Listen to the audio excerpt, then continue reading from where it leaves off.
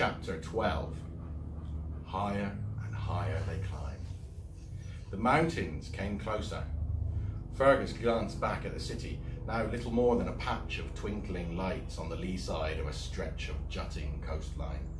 He felt giddy, light-headed, and as the winged horse continued to rise, the tips of his ears began to sting with cold.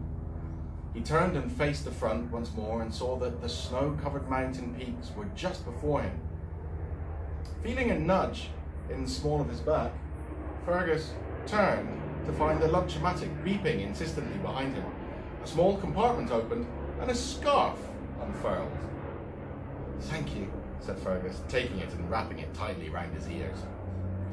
Buoyed up by the rising currents of warm air, the silver flying horse tilted its wings and roared up over the mountains. Fergus looked down at the rugged snowscape below him.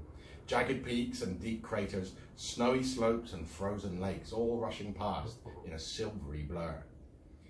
Beyond the mountains, the land levelled out into a broad plateau with fields and meadows and orchards and narrow, fast-running rivers that cut through fertile farmland. Beyond this was a forest, a vast, dark expanse of angular pine trees stretching off towards the horizon.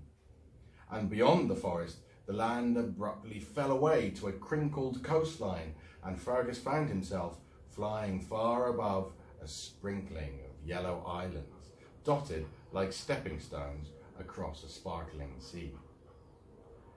A sprawling city came next, then more farmland and a lake set in the clearing of a great wood, and another coastline, and another. Then more islands and yet more farmland, which gave way to a great barren wasteland of stunted shrubs and shifting sand. And still the winged horse flew on. Far ahead, Fergus could make out the looming shape of a distant range of mountains, its snowy, jagged peaks pink and lemon in the light of the early morning sun. "Early morning?" Fergus exclaimed. "Have I really been flying so long?" As they continued and the patchwork landscape below went through more changes, Fergus realised that for the first time since they had left the Archduke Ferdinand apartments, the great mechanical winged horse was coming down, lower in the sky. The scene beneath him grew larger, clearer. There were terraced meadows filled with long grass and pink, yellow, white and blue flowers. Big brown cows wearing bells on collars round their necks, bells that Fergus could hear softly clanking. There were grapevines and peach trees and a crystal clear stream that trickled down over dark grey rocks. Still lower they flew, skimming over a little wood with oaks and ashes, silvery birches and coppery beeches. Behind it was a garden with a pond and a dovecote. The ground came closer. There were clumps of pampas grass, goats and chickens, a croquet lawn, and there, sheltering in the lee of a tall rocky outcrop, stood a magnificent mountain chalet. The flying horse flapped its wings powerfully up and down and readied itself for landing. Fergus braced himself. The next moment there was a soft bump as the horse came down lightly on the front lawn next to a bright yellow croquet hoop. "Thank you," said Fergus, patting the metal creature on the neck as he dismounted. In the clear light of the mountain morning, he noticed a plaque on the horse's side. "The Fateful Voyage Trading Company," it said. Fergus stepped forward and looked up at the chalet. It was a large building set upon stilts, with shingle tiles, a broad veranda, and shutters decorated with hearts. There were logs stacked beneath the house and bales of hay in the open lofts at the top. There were window boxes overflowing with hanging plants and flowers, while the doorway was festooned with an arch of tangled jasmine and climbing roses. As he approached the door, Fergus noticed another plaque on the wall beside a bell pull. "The Fateful Voyage Trading Company," in silver letters. Fergus seized the bell pull and gave it a sharp tug. A clanking, not unlike the cowbells, echoed around inside. The next moment he heard the sound of footsteps approaching and a latch being lifted. The door swung open and Fergus found himself staring down at a dapper black and white penguin.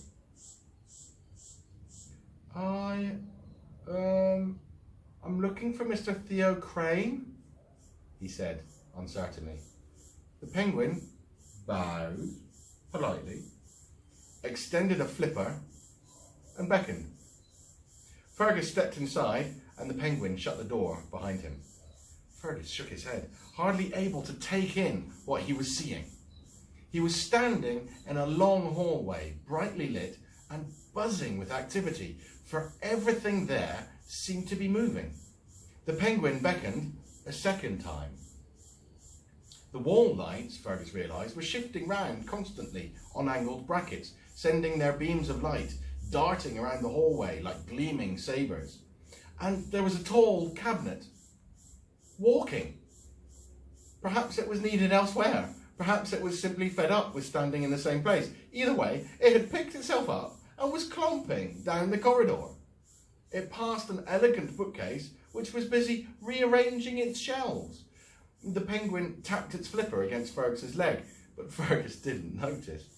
Mouth open, he was watching the chains above his head, constantly on the move and wondering what was inside the knobbly packages that hung from the hooks attached to them. The penguin tapped his leg a second time. Just then, a door to Fergus's left flew open and an angular contraption on squeaky wheels burst out and clattered along one of the networks of narrow tracks that crisscrossed the wooden floor. It disappeared into a second room down the corridor on the right.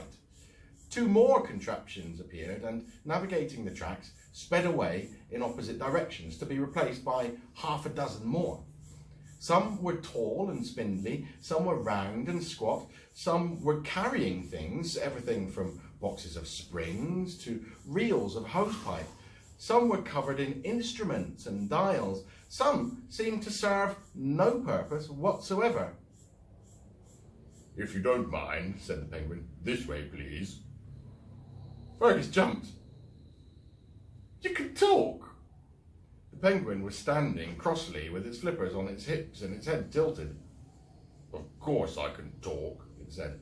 "Parrots can talk, can't they? And penguins are far cleverer than parrots." "I suppose so," said Fergus sheepishly. "Sorry." The penguin nodded, beckoned again, exaggeratedly slowly, and waddled off across the hall and down a long corridor. Fergus followed. A few moments later they came to a wide door. Ushering him forward with flapping flippers, the penguin bustled Fergus into the room. Inside, Fergus found himself in a long gallery with ornately framed paintings on one side of its panelled walls and large windows on the other. Apart from the paintings, the gallery was unfurnished but for a leather armchair and a side table at the far end. On the table lay a large leather book. The door clicked shut behind him and Fergus found himself alone. So, he thought, his Uncle Theo worked for the fateful Voyage Trading Company, and this place in the mountains must be its headquarters. He turned away from the window and began to walk along the gallery, looking at the paintings that lined the wall opposite. They were all portraits, family portraits by the look of it. There was a painting of a stern-looking man in a tall top hat and winged collar. Beneath it, the words, "Theosophus Crane." Next to that was a kindly-faced old lady in a black lace cape, Mariana Crane. And then a double portrait of a jolly couple called Nanny and Pappy Dubois. Fergus smiled. The next portrait was of three sisters, Polly, Molly and Dolly Crane, and after that came another group portrait. Fergus stopped in his tracks.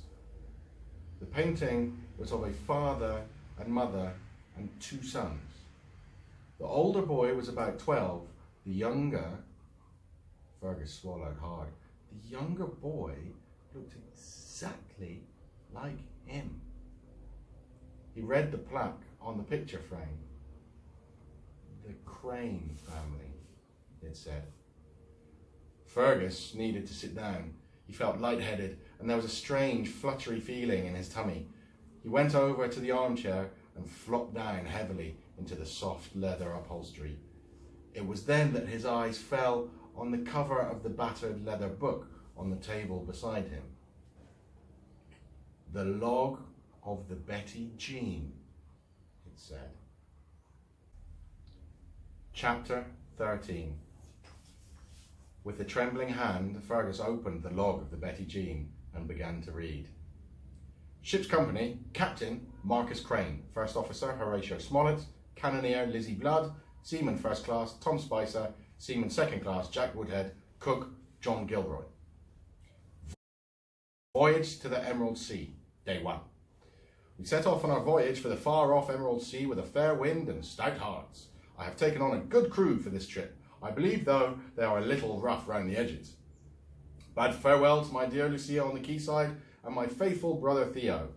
After the triumph of my last voyage to Magnet Island, I have great hopes for this, my return to the Scorpion Archipelago. I've left Finn, Bill and Jackson with much regret, but Theo will have need of their help in the Macadaccio business whilst I'm gone. Day 2. A fair day's sailing, little to report. Day 3. Passed the Three Sisters and sailed on into open waters. Day 4. Had to speak firmly to Smollett about standards of behaviour. Gilroy's cooking leaves much to be desired. Day 5. Felt unwell. Pilchard's stew disagrees with me. Little to report. Day 7. Rough seas. Hard sailing. Had to reprimand Spicer for laziness and Woodhead for insolence. Day 14. I've spent the last week in bed, most unwell. I've decided to prepare my own meals from now on.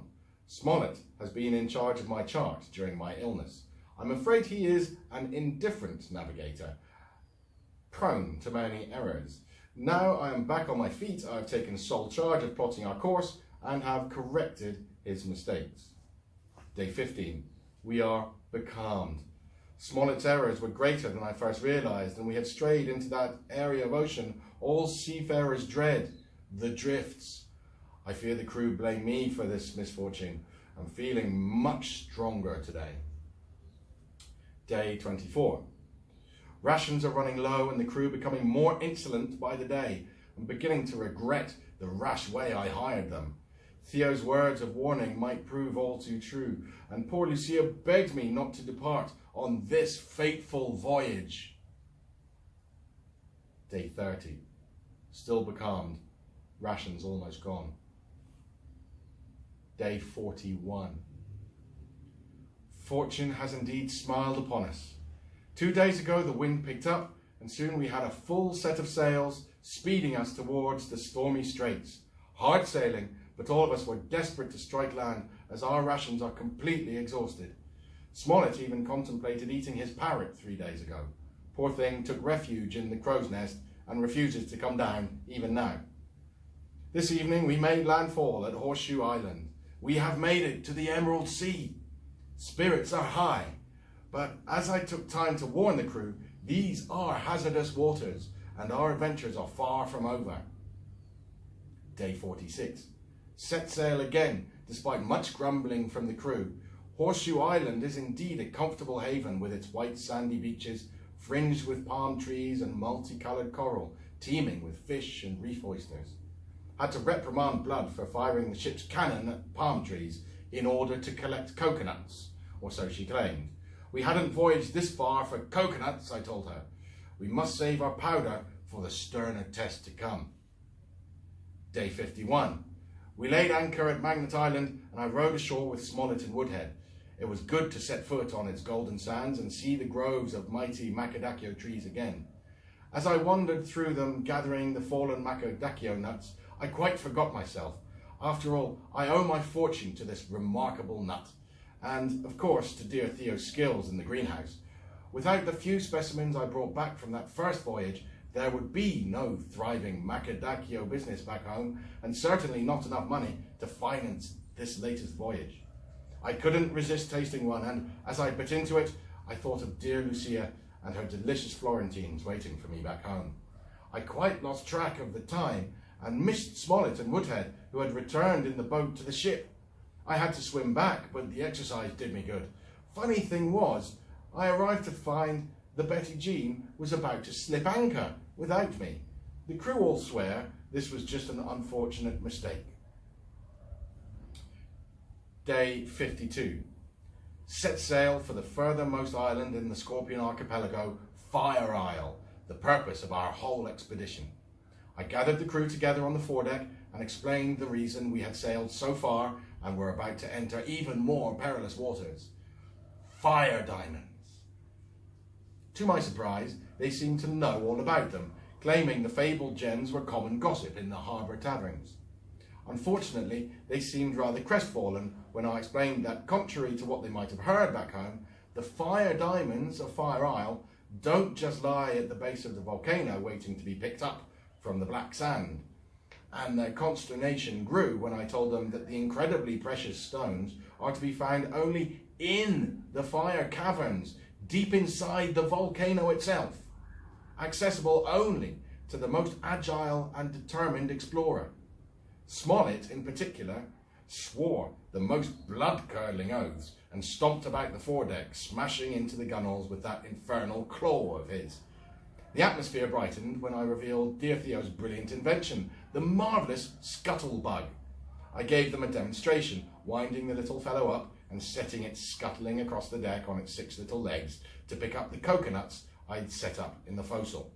By the end, all were cheering, even Smollett. Day 54. As we approached Fire Isle, we could hear the volcano at its centre rumbling ominously.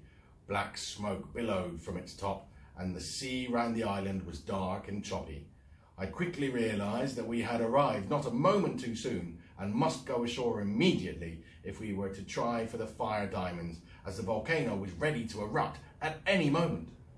Smollett and the crew suddenly got cold feet at the sight of the monstrous smoking brute and wanted to know why we couldn't wait until after an eruption.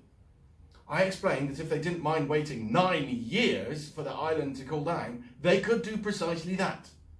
Smollett shot me a black look and cursed under his breath. I asked for volunteers, but all were too scared to accompany me. I am most disappointed, but shall not be thwarted. Much to my irritation, I cannot find my chart anywhere, but I shall just have to get along without it. I intend to take the scuttlebug and row ashore without delay.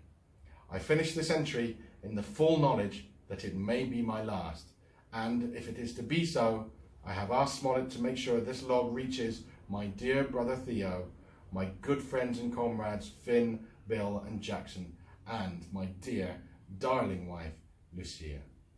Signed, Captain Marcus Crane.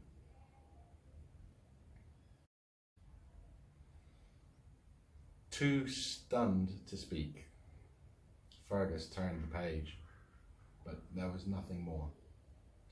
He sat in the armchair, gazing out of the gallery windows at the mountains, trying to take it all in. The next moment, the door opened, and 3 penguins marched in, followed by a man in a mechanical walking chair.